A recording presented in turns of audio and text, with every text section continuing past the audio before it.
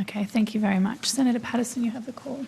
Thanks, Chair, and thank you, Commissioner, for your opening statement and, as always, the work that you and your officers do. Are you familiar with the Department of Justice indictment from the 17th of April in the United States, where 2 individuals onshore in the US and a number offshore were charged with conspiring to act as agents of the People's Republic of China to establish an overseas police station in New York City? Senator, we're aware of the allegation in the case in the US. Thank you. Have you been working with your US partners at all in relation to these matters?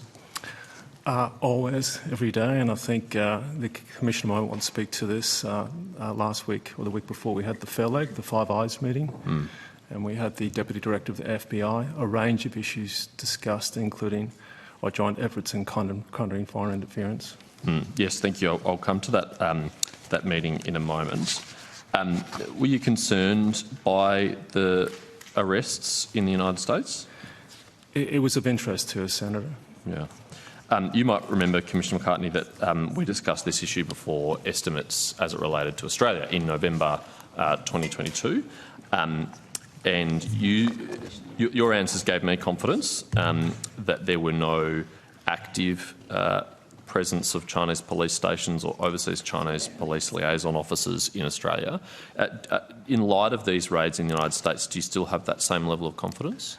My previous answers should give you confidence, Senator. We don't have that situation in Australia. Okay.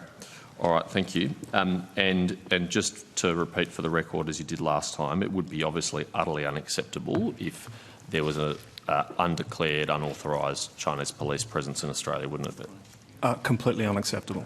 Great. And if your organisation became aware of it, you would act on it? Correct. Thank you. Moving on, I'm concerned by what appears to be an international trend where foreign state actors seek to weaponise the police and law enforcement resources in Western democracies against their own citizens. There's been one very high-profile incident of this relating to Mr. Drew Pavlou in London, where a fake bomb threat was sent purportedly in his name to the Chinese embassy, and it was provided to the Metropolitan Police in London, and as a result he was arrested and detained and initially, I believe, he may or may not have been charged, but certainly investigated for a long period of time before the Met Police concluded that it was a hoax, that it wasn't genuinely him, and it appears to be a state actor which is doing this. Are you concerned about this trend, and do you have any awareness of whether it's happening in Australia or not? We're concerned about the trend, Senator, but I think the committee, and I think the community should have some confidence in terms of the work that we're doing in this space through the Counter Foreign Interference Task Force, working with ASIO, very closely with ASIO and our other partner agencies in terms of being very proactive and forward-leaning in relation to these sorts of issues.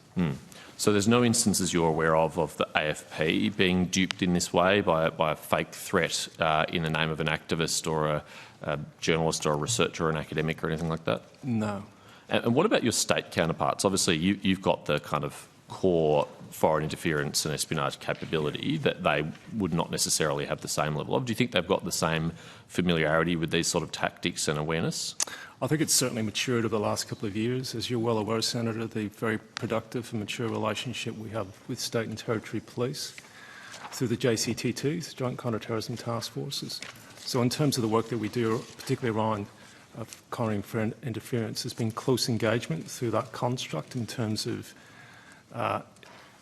cooperating, engaging, advising. And again, I think part of it is that education in terms of the threat that actually assists. There's been a number of briefings to Deputy Commissioners, Assistant Commissioners and also Commissioners by ourselves and also ASIO in terms of the threat, and some of the strategies that are in place in relation to that threat.